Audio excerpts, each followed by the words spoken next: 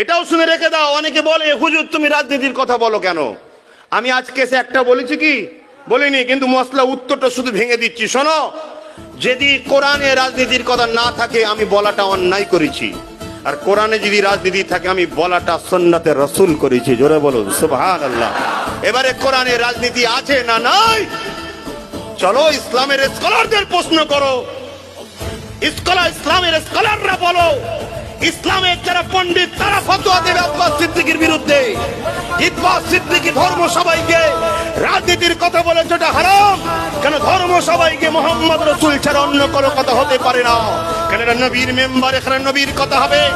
অতএব তুমি নবীর মেম্বারে দাঁড়িয়ে রাজনীতির কথা বললে কেন?